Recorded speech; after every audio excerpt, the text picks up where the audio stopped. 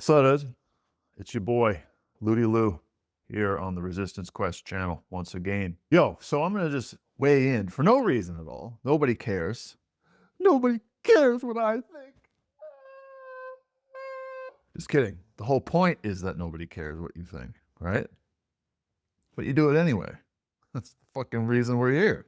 So I'm going to weigh in on my random and unique opinion on the whole Israetel situation. Why? Why not? That's reason enough for me. Why this goddamn situation makes me laugh out loud and feel quite good, I might add, because laughing feels good.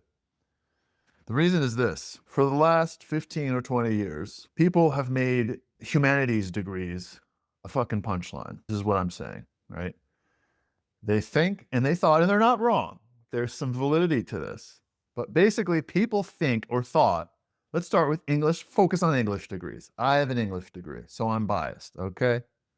But they believed that English degrees were degrees you could get by answering whatever you wanted and make up whatever the fuck you want, and there is no right or wrong, and you could just coast through and get a fucking PhD on an English degree in an English field, right? Made up of completely fucking abstract, unverifiable, unscientific, subjective, whatever, postmodern gobbledygook, right? Now, there were people who did that. There are plenty of people who did that, right? But my point is not whether that happened in the humanities. My point is that this Israetel situation illustrates that you can be a complete gobbledygook spewing fraud with nothing original to say and be in the sciences, the hard sciences, the so-called hard sciences.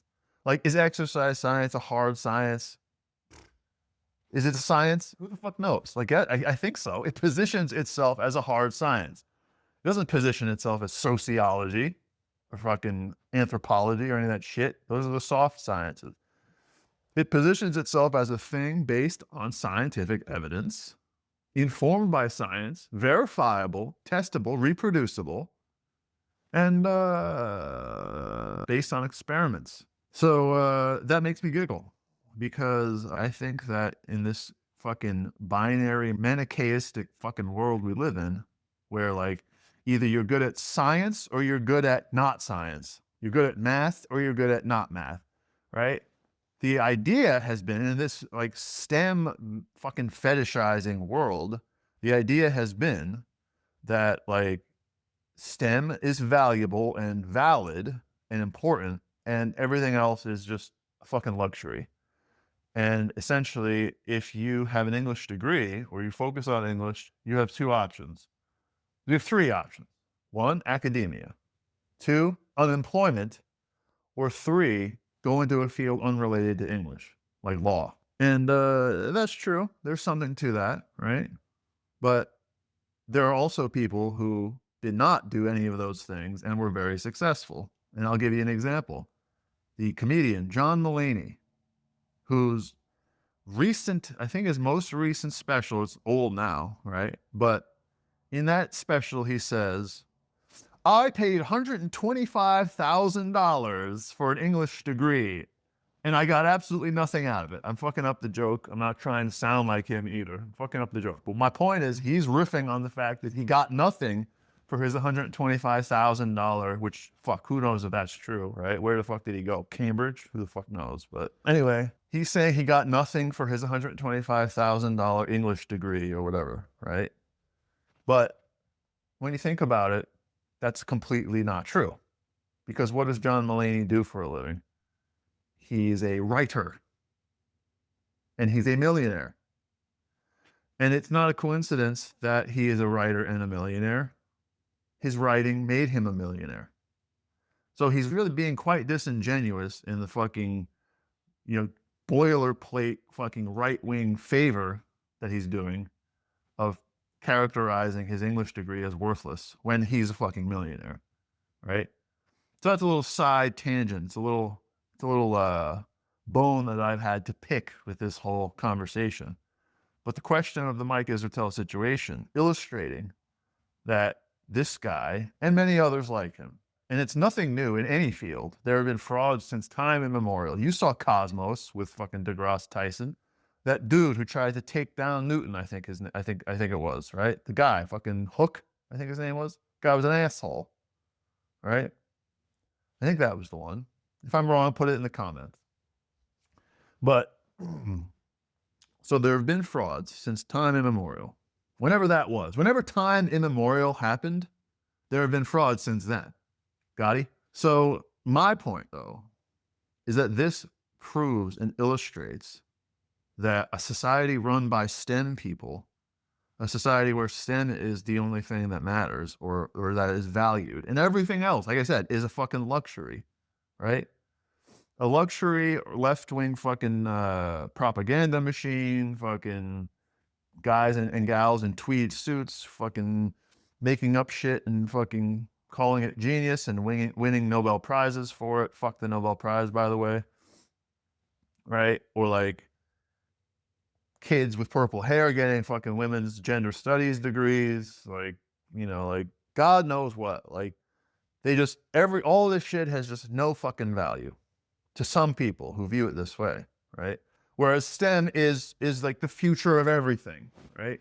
So again, the point is that this Israetel situation illustrates this, which is the following, namely that which I am about to express.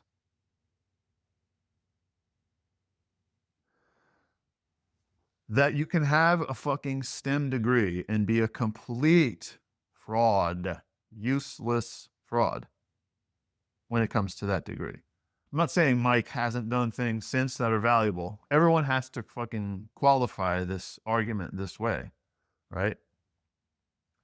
Similarly, the fucking English majors who wrote those postmodernist fucking dissertations about Foucault or fucking Roland Barthes and who like made up shit off the top of their head and shit it out onto 80 pages and got a fucking PhD for it, right?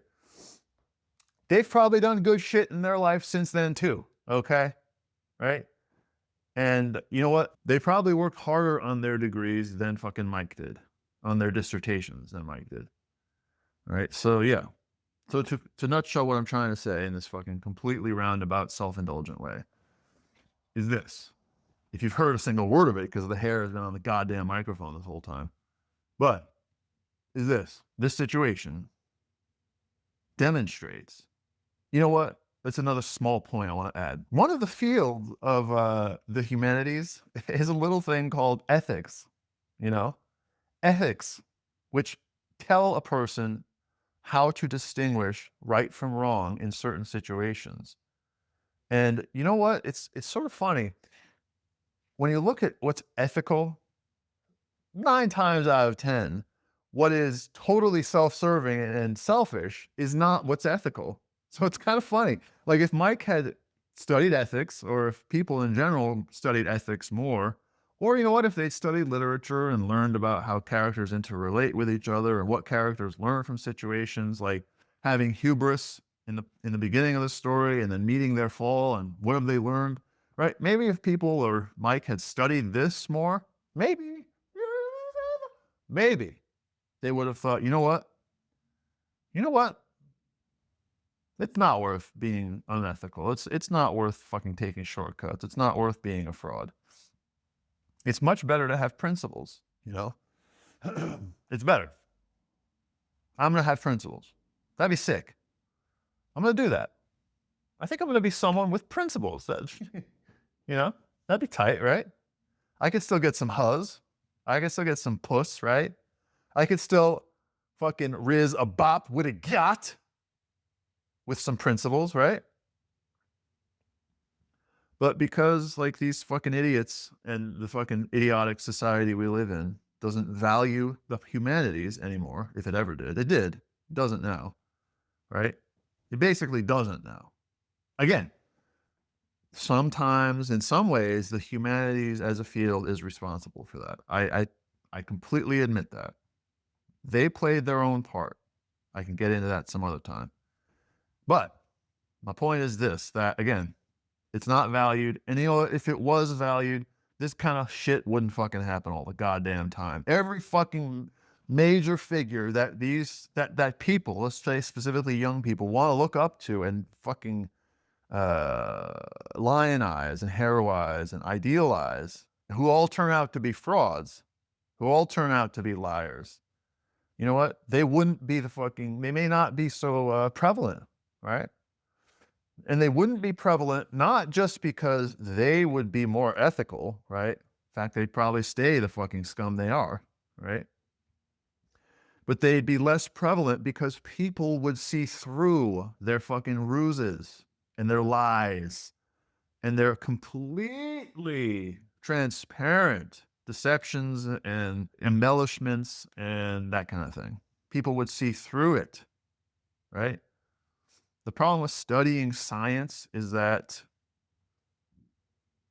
there's a degree of ethics that is a given, you have to have. And that is the degree to which you can become objective.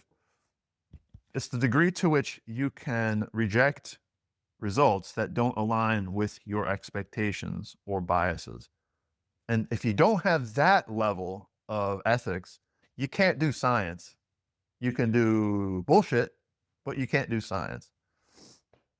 So, yeah, I hope that was at least vaguely thought provoking and not annoying as fuck. But here we are. I appreciate you checking in, and I will see you in the next Resistance Quest video, whatever it is. Until then, peace.